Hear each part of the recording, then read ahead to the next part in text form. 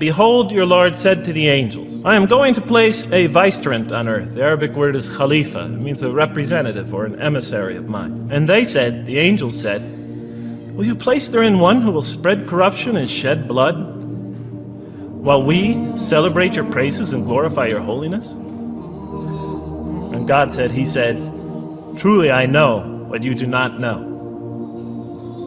See, that's the verse that hooked me. That's the verse that caught my attention. That's the one that kept on making me read the story again and again and again. Because listen to the way it begins. Behold, your Lord said to the angels, I am going to place a representative of mine on earth, a vicegerent of mine, an emissary, one who acts on my behalf. I thought, that's not the way it goes. You're not supposed to be placing man on earth in some positive role. You place man on earth as a punishment for his sin.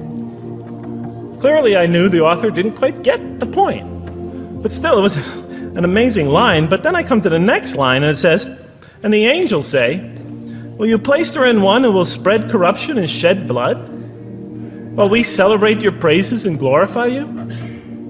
I looked at it again. I couldn't believe the question. I looked at that, and I said, exactly. That would be my question. Why would you create this being, supposedly for some positive role, when he's capable of doing tremendous wrongdoing, when he could spread corruption and shed much blood? Why would you create this violent and pernicious creature when you could create angels? As the angels clearly say, well, we, the angels, celebrate your praises and glorify you. They're asking one of the most fundamental questions in the entire history of religion. Why create you, man, this utterly fallible creature, this creature who could rebel against God's will, who could do such tremendous wrongdoing, who could wreak havoc like no other creature on earth, when you can make them angels? That whole question, everything that I ever thought, everything that I ever experienced, everything that I ever knew was in that question. It was as if the author took my life and wanted to pick out exactly the right question to humiliate me, to provoke me, to anger me. Why create man, this most destructive and violent creature, when you could make them angels? And then look at the answer. And he said, God said, truly I know what you do not know. You know, in modern parlance, we would say, I know exactly what I'm doing. I read that and said, what? You know what you do not know? You know exactly what you're doing? Well, please inform me. Tell me what you're doing. You can't just get off that easy. You can't just tell me you know exactly what you're doing. Not after what I've been through. Not after you made me this way. And then I realized, of course, I was arguing with a God I didn't even believe in. And that would happen several times as I read through the Quran. And sometimes I would just get into so agitated by what I read, I'd start arguing with this voice that I'm reading before me, that's calling to me. So we turn to the next verse.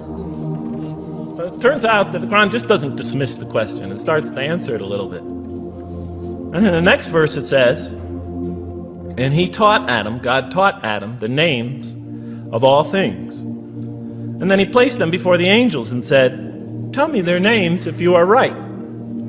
So this verse is clearly referring to the previous one. But notice what it says. And he taught Adam the names of all things.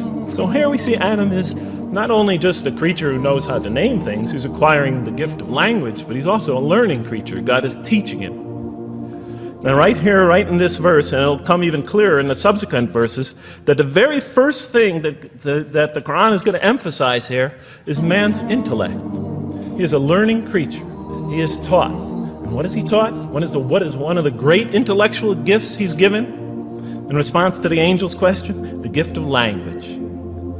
Because through language, mankind can not only learn, but he could learn things not only through his own experience, but he could learn things that other people have experienced of times and places that are hundreds, thousands of years and miles separated from him.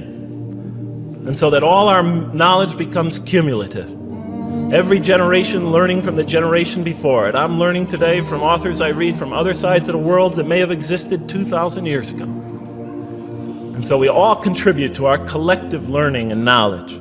And so what I'll see later in the Quran, And the Quran will emphasize this again and again and again. Like in one verse it says, read in the name of your Lord who created a man out of a tiny creature that clings. Read, it commands the reader. For your Lord is most bountiful. Why is he most bountiful? What great gift did he give you? For he taught man the use of the pen, and through it taught him what he otherwise could not know. And he taught Adam the names of all things. And then he placed them before the angels and said, tell me their names if you are right.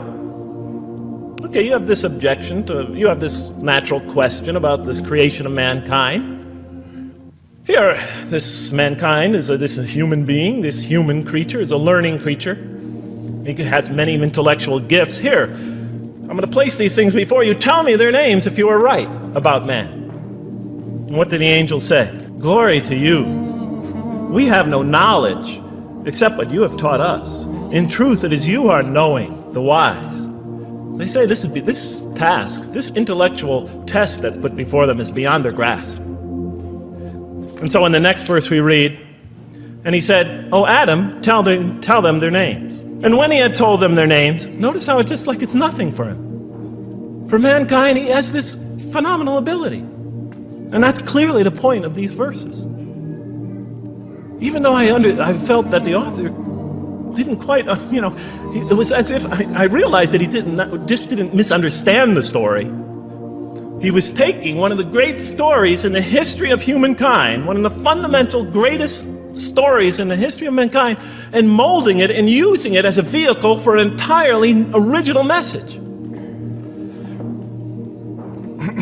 And God said, did I not tell you that I know what is unseen in the heavens and the earth? And I know what you reveal and what you conceal? In other words, didn't I tell you I know exactly what I'm doing? I looked at that. What question what did they reveal and what did they conceal? Why are you all looking at me like that? You're starting to scare me. You're all looking very serious. Am I losing you? Wow. Okay. So, they revealed the sinister and evil propensities of man. But what did their question conceal? And all you have to do is think about it for a minute. Human beings, yes, they could do evil. Yes, they could do wrong. Yes, they could create misery. But they could also do exactly the opposite. They could choose to do evil. They could choose to do tremendous good. They could choose to do tremendous violence. They could choose to show tremendous compassion. They could choose to live by falsehood. They could choose to live by the greatest truths.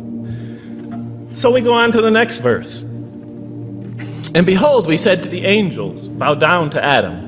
And they bowed down. But not so Iblis. Iblis is like the father of Satan. He refused and was arrogant. He was of those who reject faith. An interesting statement. And notice why Iblis does not bow down. He refuses because he was arrogant. We often hear what's the root of all evil? In the West, it's always money, greed, etc. Here the Quran says seems to be saying that the root of all evil is not always material wants. It's not always money. It's not always greed. At the heart of evil is arrogance. Putting yourself above all others.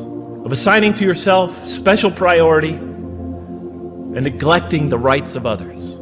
O Adam, dwell you and your spouse in the garden and eat freely thereof what you wish. But come not near this tree, for you will be among the wrongdoers. Then they make the mistake. But Satan caused them to slip and expelled them from the state in which they were. And we said, go all you down, some of you being enemies of others will be adversaries of others.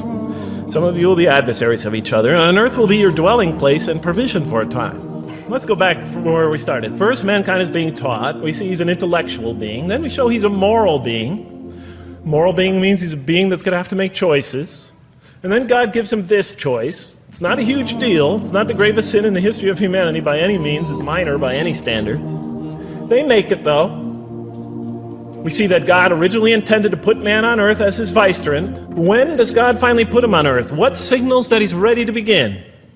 He makes his first independent choice. It's not the worst deed in the history of humanity. It's minor on anybody's scale, but it shows that mankind is ready to act on his own.